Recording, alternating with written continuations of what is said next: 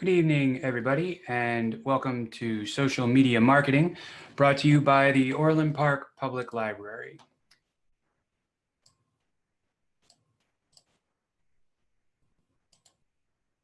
My name is Ian Lashbrook. I am the Digital Services Manager of the Orland Park Public Library. My contact information is listed there on the screen for you. If you have questions during the presentation this evening, please use the Q&A function to submit questions, and I'll answer them in the order that they were received. If you have follow-up questions, you can email me there at my email address, and I'll get back to you with any answers they might have. Email works really well with questions for this type of program because I can send you links to articles and other resources and things like that. So let's go ahead and get started. Why social media? We are talking about social media marketing. So why social media? Social media is a new, and I say, new because it's not really new anymore, a new way to drive traffic. And typically when we talk about traffic, it used to be we talked about foot traffic. We talked about people coming into a storefront, people utilizing a service. Now when we talk about traffic, it's those things plus people coming to your website, people coming to your social media pages, those types of things. So traffic now is kind of any way in which people interact with you, your business, your products, anything like that, your services. It's exactly what it says it is. It is social media. Media being just about anything that you can create and share, whether it's photographs, video, simple commentary, things like that. And it's social in that it's done by a lot of people together. And that's kind of what creates its value, is how social can the media become.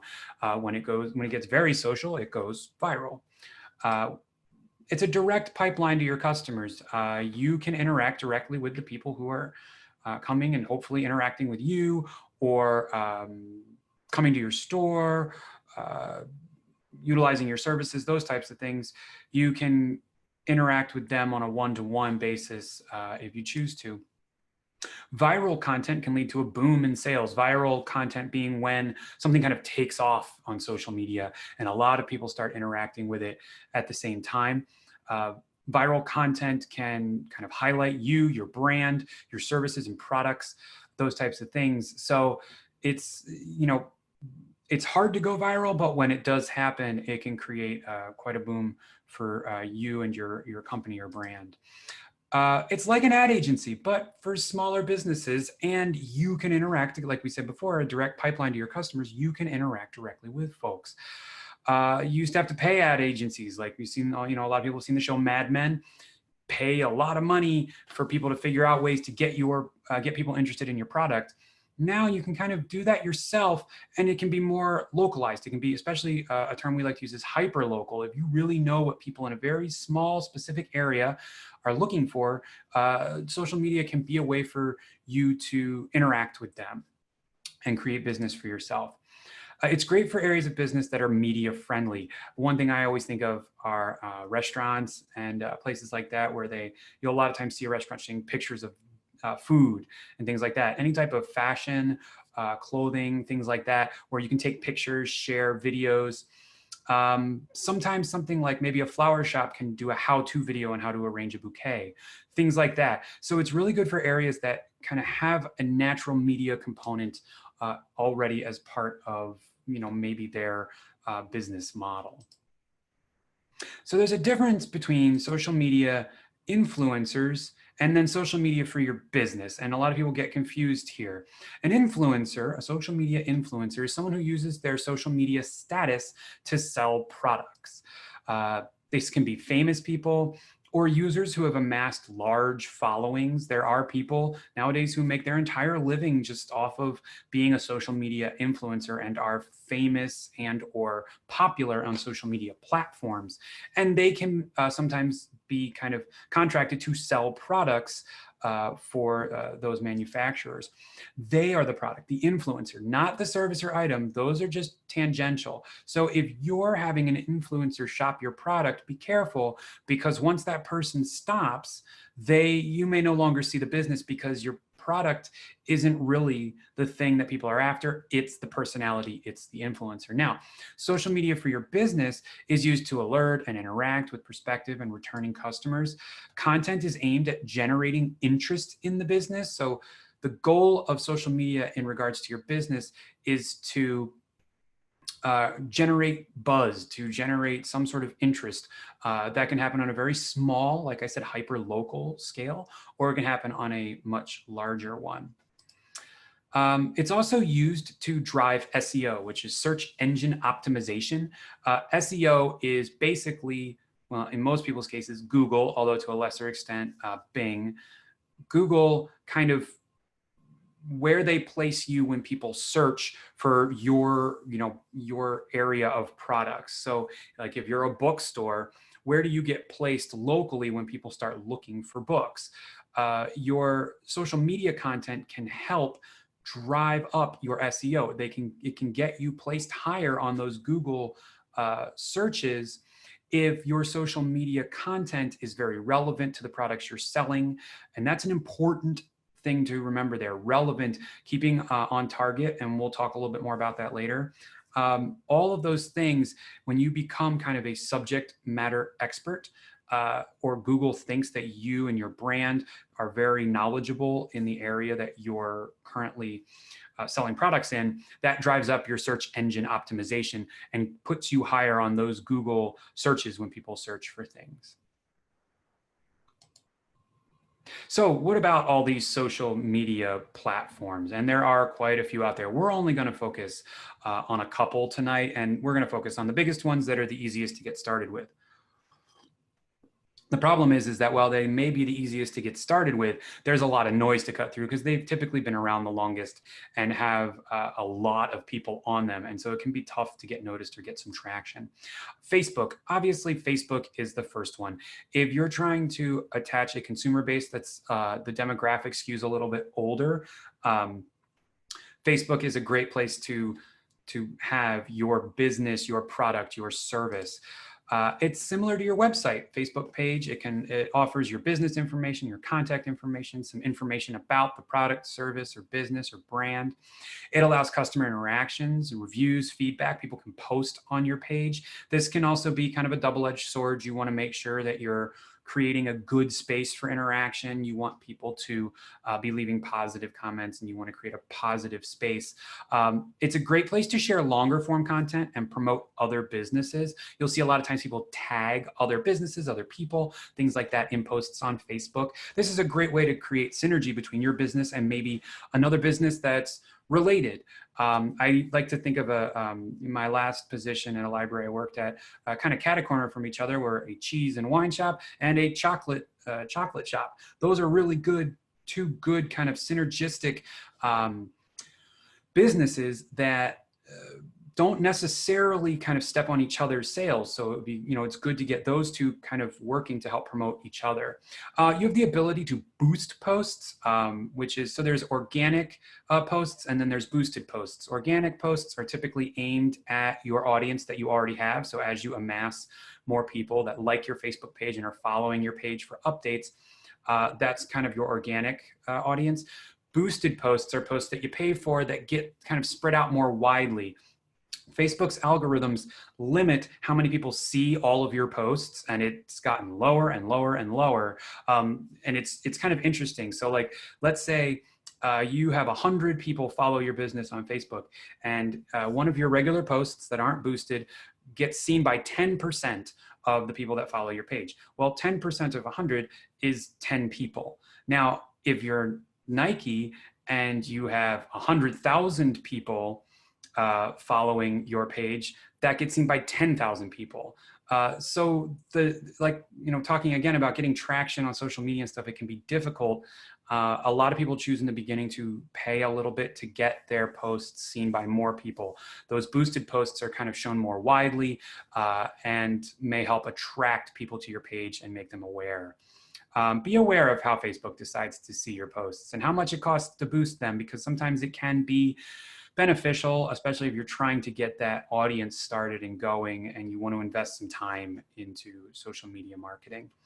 Advanced tracking metrics in Facebook really let you see how the posts are performing, but you need to spend some time learning how to dig through them. They can be difficult. There's a lot there on the back end of Facebook. Once you start a Facebook page that's kind of business related, you'll see how much is there, and you'll learn very quickly how complicated tracking all those metrics can be. And Facebook tries to give you numbers that make sense or are relevant to your business and that you may want to see, but it can be kind of confusing and difficult to weed through that. For those of you who are tuning in, just if you could, in the chat box or the Q&A, let me know if you can hear everything and see everything okay. I just want to make sure our quality is good right now. You don't have to, but I just, if anyone could let me know. So why use Twitter?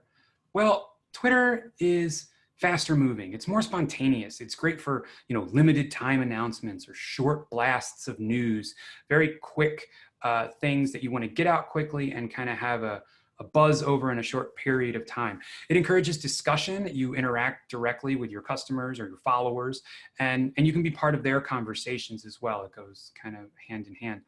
It's a good place for quick, fast bits of marketing, and it's a great way to get news out quickly. A lot of times now, actually, you'll notice that, for instance, police districts might use Twitter to get out very quickly to people that follow their Twitter account if something's happening in their town or their area. And that can be a really good way for them to kind of get out the news very, very quickly. You have the ability to track performance of tweets, and Twitter uses this, this kind of term influence, which ties back to social media influencer. The influence of your tweet, how many people see it, and how many people interact with it, what they do with it, those types of things. And the last one we'll talk about is Instagram. And Instagram is owned by Facebook now, but it's a great place for visual marketing, photos, videos. If you are a chef for hire, this is a great place to try to cultivate that that personal base of folks that want to hire you to come do parties or things like that, because you can show off the creation of some of your dishes. You can show how you cook something, simple cooking demos, things like that. There's a lot of food stuff on social media because food lends itself very well to the visual medium. Be careful about the quality of media that you share. One thing I noticed that people make the mistake of doing a lot of times is recording something, especially on their phone, and uploading it to social media using a cell phone connection rather than waiting until they're connected to Wi-Fi. Wi-Fi is a stronger, more stable connection in most cases. So the quality of your item that's being uploaded will be much better if you're connected to Wi-Fi on your mobile device. If you use your cellular connection, it really depends on the strength of the signal where you're at, and that signal can kind of come in and go, and it can cause degradation of the quality of your item, and that can really turn people off on social media. If you're going to spend time making some of these things, especially with a mobile device, make sure that you are uploading the best version of that thing. You want people to see your hard work. You don't want them to ignore or stop following you because they don't like the quality of the items you're posting. Instagram is a good platform for creating expert content, which we already kind of talked about. And that helps, again, drive SEO. So, having good content that's very relevant and very streamlined and focused on your product or your market helps push you up those Google searches when people search for things related to or directly for your product, market, or service. So how do we manage our social media? What do we have to think about if we're going to jump in the deep end of this social media marketing thing? So things to consider. Which platforms are right for my business? Think about, we just talked about them very briefly. Think about which of these platforms. Those are kind of the big three that a lot of people use. There are others. There's, you have Snapchat, TikTok to some extent right now is very popular. Which ones are right for you?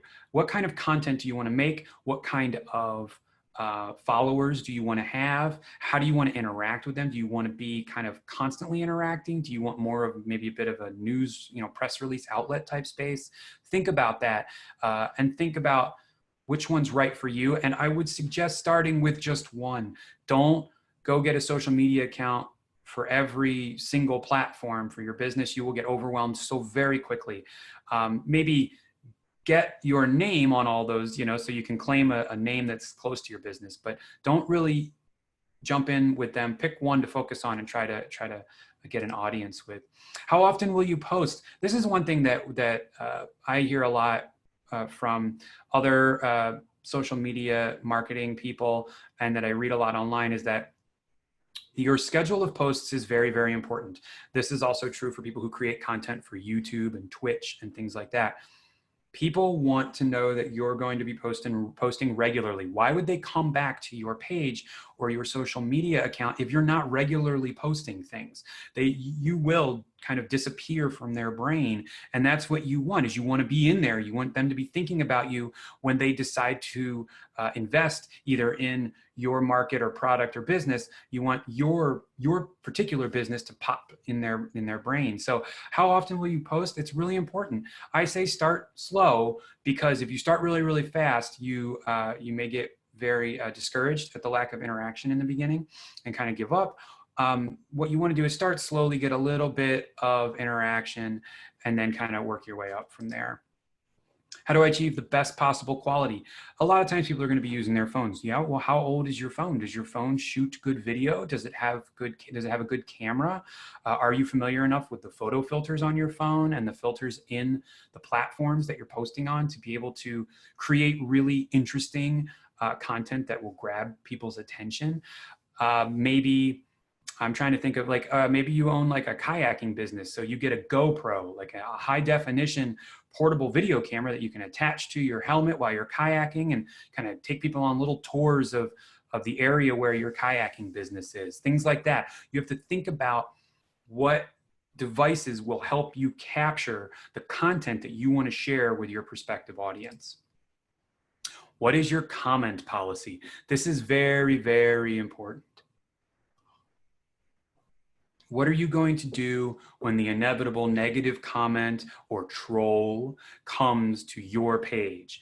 I have seen the best and worst of this.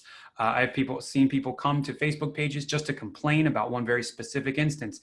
And then it's really on the owner of that business or the person who handles interactions on social media for that business to then figure out what their response will be. And I've seen people that are great, that kind of apologize, attempt to keep the customer, ask them to come in, try again, like we can do better. And then I've seen other accounts where people start arguing back, and it can create a very difficult space. And then really you're no longer promoting your business.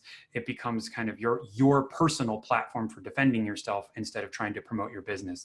So you have to think right away, what kind of policy, how am I going to handle comments? If people take time to comment on your page and it's anything nice or they have a question, you should be right away answering that, thanking them. You need to give people that sense of satisfaction that they reached out to you and you reached right back. That's really important on social media. Social media, you need to have that relationship. Don't just start something and let it sit stagnant. You have to interact with it. Otherwise, the social aspect of it is kind of lost. Do I hire a marketing firm or do I do it on my own? This is a big question. There are a ton of people out there that will help you.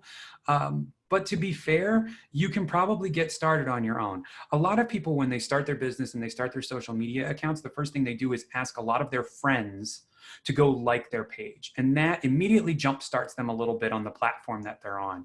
Like Facebook, for instance, they'll take notice. All of a sudden, you've got 200 likes on a page. That will kind of get you going, and you can start, friends sharing things. You start to kind of attract all those people in those different social webs that all those folks have. So, you can probably get started on your own, especially if you're hyper local. A lot of times marketing firms will not understand the needs or desires of a very, a very concentrated market. If your market is small, maybe the size of a county, or even the size of like a town, or even a small city, you need to be careful hiring a marketing firm with like national or statewide presence, because they may not really understand the needs of your customers right there. Then you are likely to know them better, since you are living in that area most likely. You can get some help. There's a lot of software out there that can help you. Hootsuite is one of them. Hootsuite allows you to schedule posts ahead of time and share them across multiple platforms. So you can write one post and then have it shared across Facebook, Instagram, and Twitter if you are doing multiple social media accounts. It allows you to schedule ahead of time. You can interact with multiple platforms at once. So the dashboard, the kind of visual for Hootsuite has all of these kind of columns where you can follow your account specific to whichever platform you want to look at. And you can track platforms. You can ask Hootsuite to pull out keywords anytime someone mentions you, anytime someone likes something. It's a really powerful tool. It's kind of basic. Software is free, and you can pay for kind of more bells and whistles, but it's a really useful tool once you kind of start managing more than one social media account. Another one that's kind of really funky and odd and is used in a lot of different capacities is if this, then that.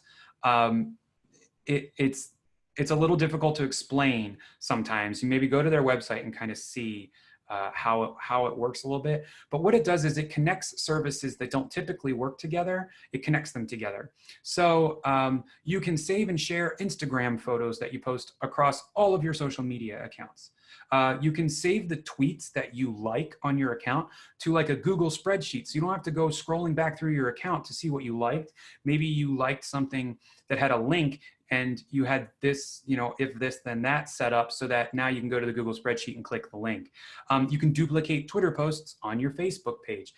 If this, then that is a really, really neat service. It puts a lot of neat things together and it works relatively well. I've used it for a lot of different applications to connect things together that didn't typically connect. And it works well, but you have to learn how it works and you have to learn how to create kind of these recipes. It does get a little jargony and it can get a little difficult to learn how to do it, but there are a lot of tutorials online and stuff that will help you. Just take a look at it. It's a really interesting website and software. And then the big one, Google Analytics for your website. You should absolutely be using Google Analytics. If you're using social media to try to drive traffic to your website, you need Google Analytics. This will help you understand which posts cause surges in traffic. You can kind of start to learn what your demographics are, what posts get people to come and check out your services. A post may perform well within the confines of the platform, but Google Analytics tells you if that converts to actual clicks on your products, on your website.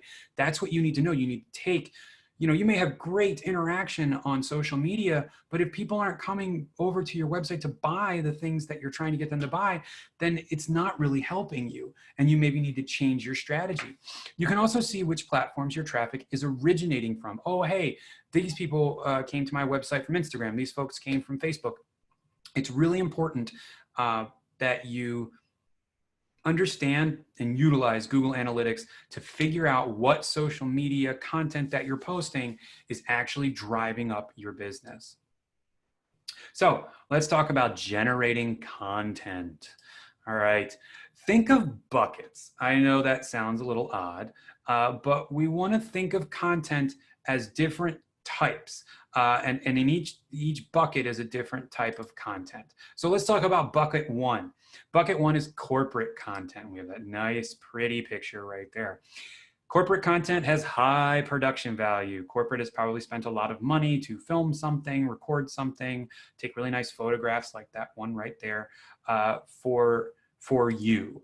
It's meant to be general. It's used by all franchises and satellites of a kind of a brand or a larger company. There is very little connection between corporate content and your local customers and demographics. This is where the disconnect occurs. They've created it for you and it may help get someone to turn their head, but it won't get them necessarily to walk through your door. You need to figure out a nice balance between kind of getting them paying attention and then actually converting that attention to interaction. It's likely handled by a large marketing firm. A lot of corporations have a marketing firm on hand that helps generate larger scale content. And this stuff really isn't going to drive your business much. There was a business owner that I spoke to a while back. in our area that was sharing the corporate content that was generated. He owned a franchise, and he was sharing the corporate content, and he was getting very little interaction with that corporate content from his social media followers. But when he started creating some of his own content, he noticed not a ton more, but he noticed more interaction. And that's kind of the point, is that corporate content doesn't really connect with a lot of people. It's meant to just be a huge general thing that's out there. You're going to probably need to do a little bit of legwork and a little bit of content creation on your own to get people locally to pay attention. It's not really designed to go viral. Corporate content is more about large scale advertising. It's not designed to be super interesting. It's really just about getting a brand and a name out there. It doesn't feature you. That's a big thing. A lot of business owners, in order for them to generate buzz and customers, they need to feature themselves. People want to connect with a business and feel like they know the business, the owner, the products, those things. And a corporate content isn't going to do that. So bucket 2, original content. This is your content, and it's made with your customers in mind.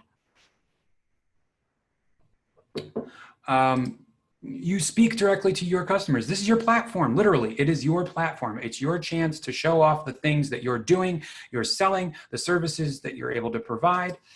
It likely features yourself and others related to your business. Like I said, you may work really closely with another local business that you have some synergy with. You may feature some employees who maybe have an interest or expertise in some of the areas of your business. And maybe you have a schedule that coincides with popular media days. So like Throwback Thursday, TBT. The library does this. On Throwback Thursday, we'll post sometimes old photos from the previous library building or old pictures of the staff working or doing story times, things like that. So you're generating this content. This is you speaking directly to hopefully the people who are going to come in and interact with your business. Bucket 3 is shared content. And this is where we talk about that stay on target. And this really applies to all of your content. This is when you decide to promote or interact on your business's, like from your business's social media page with another piece of social media. So it's content from other accounts. I'm not talking about your personal Twitter account, personal Facebook, but like if you have a small bakery and you're in the bakery account and you share a recipe from a flour company or something like that. That makes sense. That's on target. That's on brand. That's right there in your wheelhouse. But let's say you share, I don't know, something about a local, something about cars that has nothing to do with a local automobile place. Has nothing to do with anything local. It's just something to do with cars or something that's totally not related to local or your specific market. Then you're not on target anymore. You have to either have something that pertains to your local demographic, your local market, or pertains directly to your product and area of expertise. Be careful, stay on target, keep your account focused on getting the news out about your business. Some people get distracted and use their business accounts to maybe discuss politics or things like that. That's gonna tear a bit of your followers apart. Like, you want people who come to your page to be focused on your business, your services, or maybe other local businesses, other local services, to create some of that synergy. It can be useful articles, viral content related to your business, or an opportunity to boost other businesses. So there are obviously, you can generate content by sharing other people's content. That's a really important part of social media. But again, stay on target. Bucket 4 is your customer content. And this is sometimes some of the most valuable. Be very aware of the ways in which your customers will be able to interact with you. Be in control of your Google business listing, your Yelp page, things like that. People don't claim these and they sit there unmonitored for years, and people will pile on negative reviews because they realize that no one's monitoring it. Make sure you're in control of these if you have a listing. The customer is always right. This is kind of a weird, I don't know, a way of approaching customers that sort of fell off for a while. And now with social media, we see it coming back more because some folks on social media are just trying to get you to interact negatively. This is what I was talking about before, and I've seen some businesses start arguments, defend themselves. That oftentimes is the whole point of someone posting a negative review or a negative interaction, is they just want to see what you'll do. And if you just approach treating everyone as if they're right and just, you know, making it a positive space, you won't get as many of those interactions. You'll get interactions with people that you actually want to interact with and who may be prospective customers. Use your positive customer comments, promote them. Make sure that people know that there are people leaving great comments. If someone leaves a positive review, comment on that review, thank them, you know, tell them, hey, you know, make sure to tell a friend. And if you see customers face to face, you can always ask if they'll be part of your content. Will they record a testimonial? Can you quote them in marketing materials? Things like that. It's really important that, I mean, these are your customers. These are the people who have interacted directly with your business. They can be some of the most powerful mouthpieces that you have. Utilize them if they're willing to help out. So I like this phrase from Carl Sagan: better the hard truth, I say, than the comforting fantasy. So let's talk about some hard truths regarding social media marketing. Set your expectations low. You probably aren't going viral anytime soon. It can take months or even years to find an audience on social media. ROI, return on investment, can vary immensely, and it can mean very different things to different people. Just getting a couple of likes, a couple of interactions may be great for you if you're not putting a ton of time into it. But if you're putting a ton of time into content for a social media platform and you're not getting any of those interactions, you need to rethink your content or your strategy. With a little help from my friends, this is what I was talking about before, asking people to like your business's page, asking them to interact with it a little bit, especially when you first get started. It can be a great way to kind of get rolling and get some organic traffic to your page before you start, you know, boosting posts and paying for a little bit of that marketing. You can learn how to spin the wheel yourself a bit and learn how to interact with folks and get some successful interactions under your belt. Engagement will always be slow to start, but if and when the engagement begins, you will see rewards. You will see people interacting with your business more, commenting on or mentioning your business. These things take time. They take a long time. Unless you're willing to throw a lot of money towards some of these platforms, you're very likely going to be kind of stuck grinding for a while. If you stick with it, your content's good, you will slowly see those numbers start to go up. But if you only see those numbers staying the same or going down, you need to rethink, well, is what I'm generating, you know, worth generating? Is it worth the time I'm spending on it? Okay, so that covers kind of our introduction to social media marketing.